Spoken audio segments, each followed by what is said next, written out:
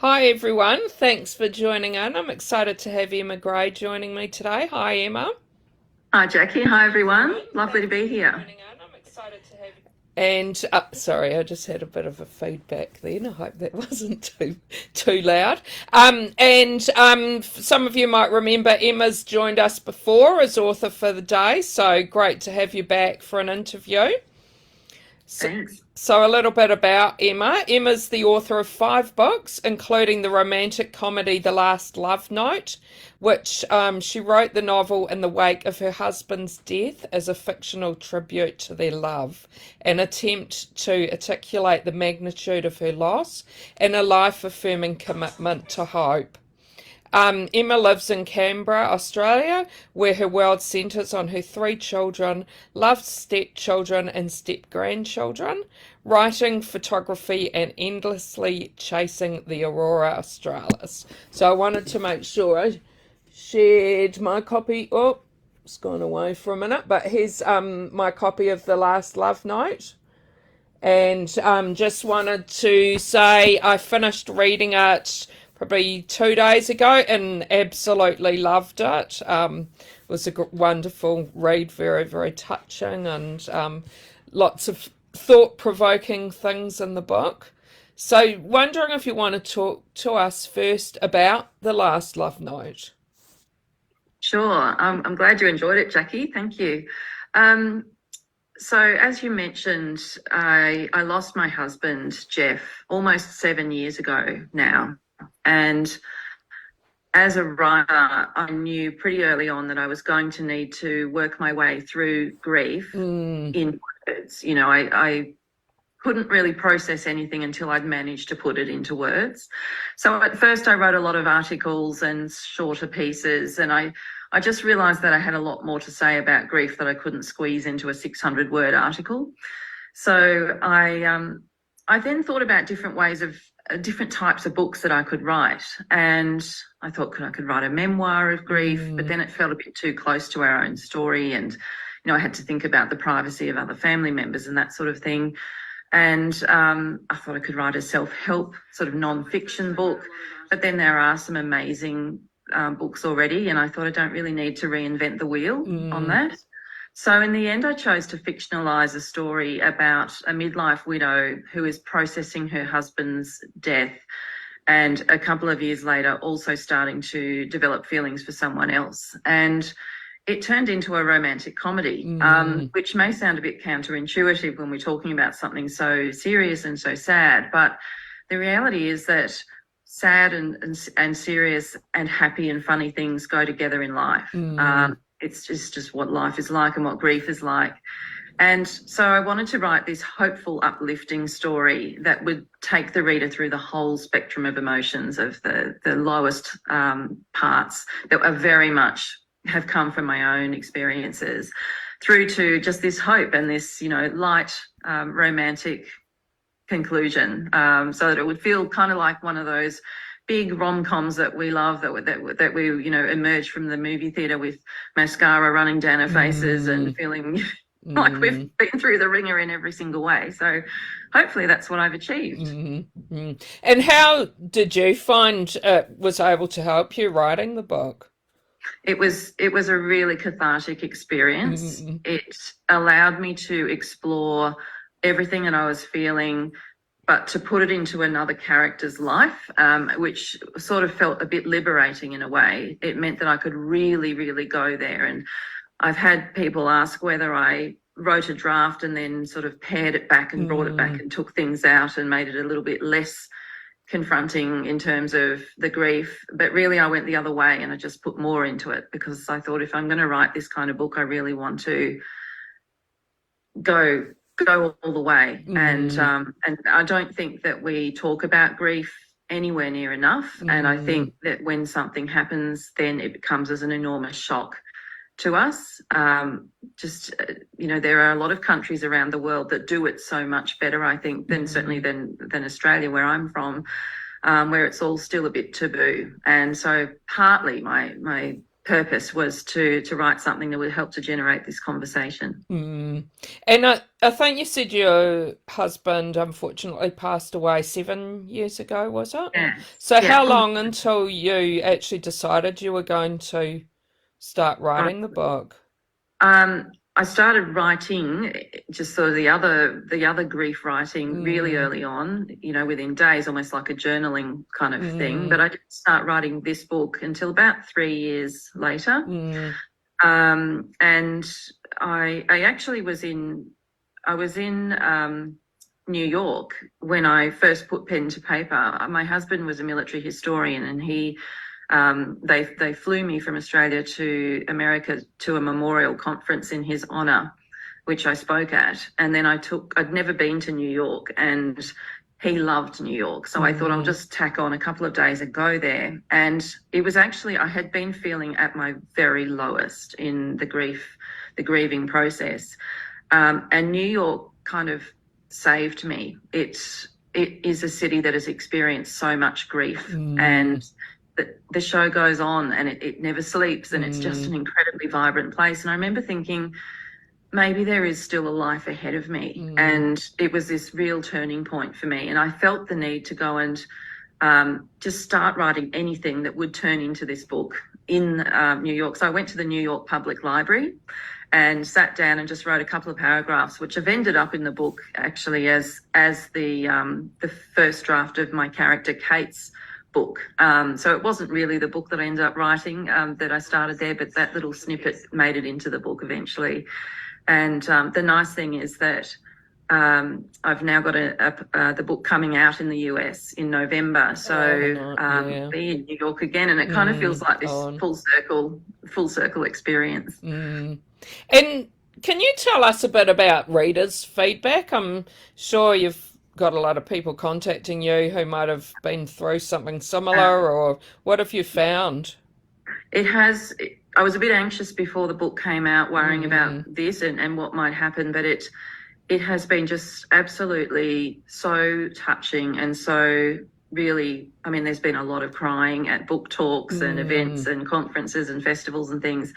People queuing up to just share their story, and lots of messages that I've received, mm, emails and messages on Facebook and Instagram from people saying, I've been through exactly this, and mm, sort of thanking me for putting into words something that they have in some cases really struggled to articulate themselves.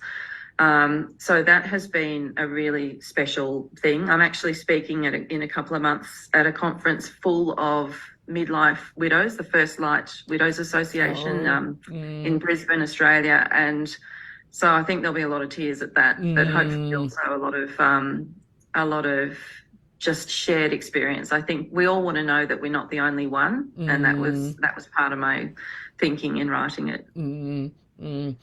Yeah, I'm sure your book has helped lots and lots of people. Mm. Mm. And got a few people watching, so just wanted to say to the people watching, if you've got any questions for Emma, please type them and I can read them out.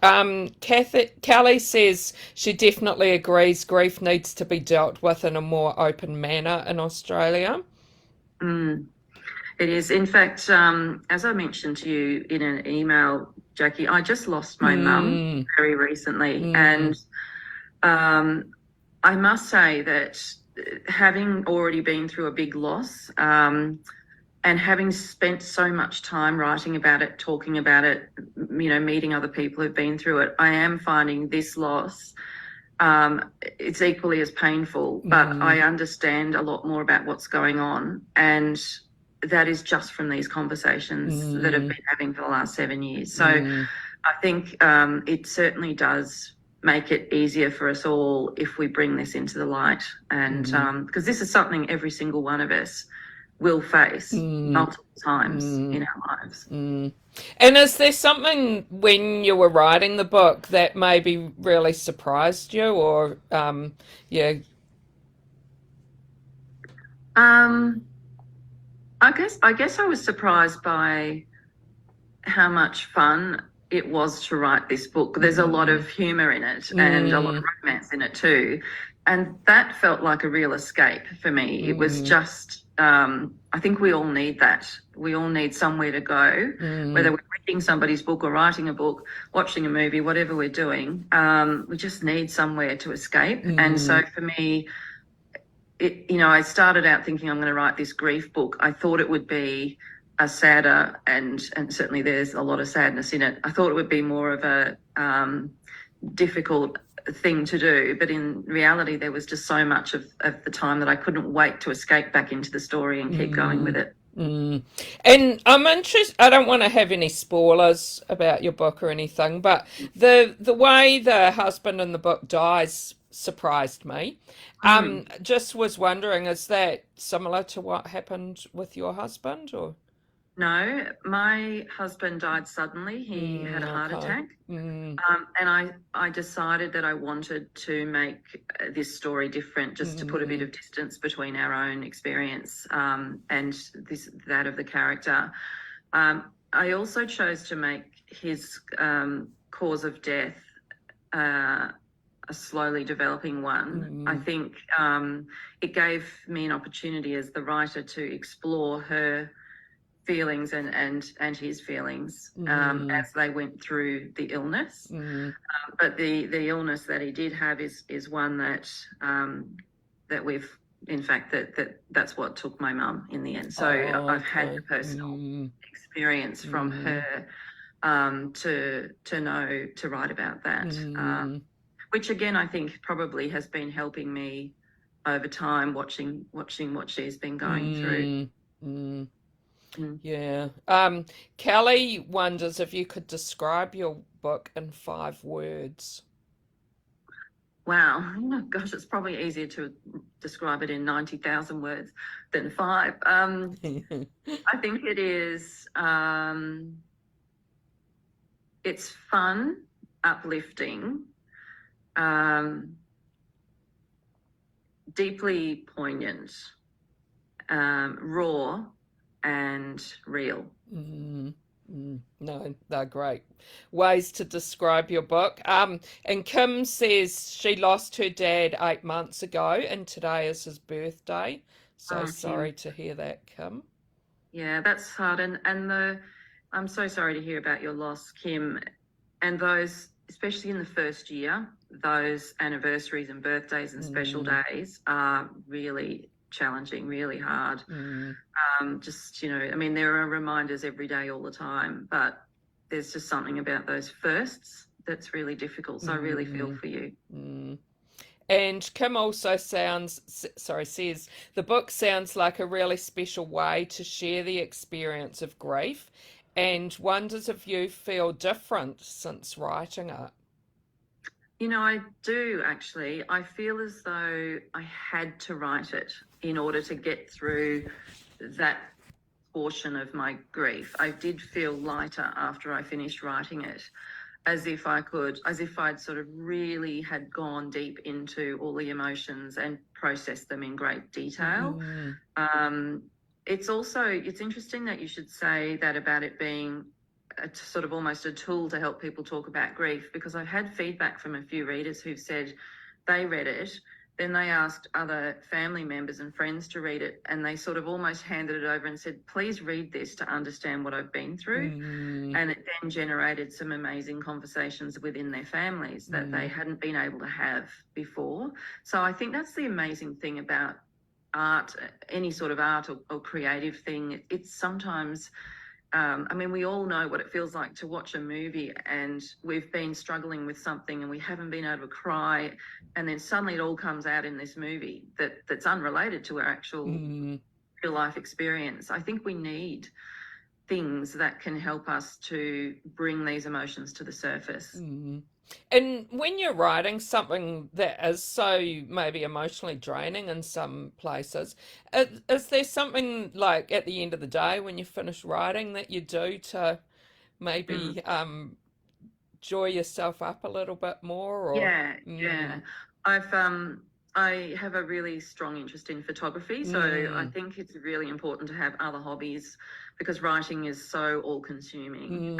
It's also very introverted, and you do it alone, and so you can sort of become very insular. So I love to get out and take photos, and I do love chasing the aurora and going out at night and taking photos. Actually, just south of Canberra, which I hadn't known until recent years it was even possible. So that kind of thing is amazing. And then my sister is really good at watching me and picking up on when things get too much, certainly in the last few months since the book came out, because it's really intense with all the publicity and things. Yeah, and having And she to has talk said to me a couple of times, right, this weekend we're just going to have a day trip to the beach. No devices, let's just go. And she knows exactly when I need that. So I think that's really important too, to just get away. And, you know, I think too, we do a lot of our writing when we're not in front of the computer, when we are looking at something out in the countryside or at the beach or talking to other people or sitting in a cafe watching people. I think that's when stories come to us sometimes. So it is important, you know, for all kinds of reasons to have those kinds of breaks. And what about reading things yourself? What sort of things do you like reading? And is there anything you might have read lately that you'd like to recommend to us? Yeah, I've actually befriended two other authors whose books came out very close to mine, who have probably already, if they haven't already been in Global Girls, they should be at some point. Kate Solly, who wrote Tuesday Evenings with the Coped and Craft Resistance. Yes, She's fantastic. And Karen Main, who wrote Lenny Mark's Gets Away with Murder. Yes, I haven't read that one, but yeah. And we've joined this kind of little group of supporters of each other on in Messenger, and we just message each other all the time with all our doubts and fears about writing, and it's been incredibly supportive. And so I highly recommend both of their books at the moment. Yeah, no, that's great. Thanks for those recommendations. And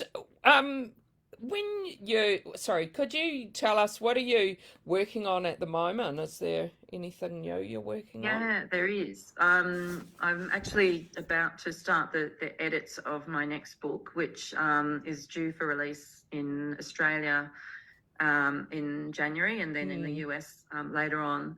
And I really needed to write something quite different from The Last Love Note, because obviously that was very much based in my own very deeply personal experience. So I couldn't reinvent that that kind of book. So this one is still a romantic comedy, but it's also a little bit more of a psychological thriller, which has been really fun to write, really different.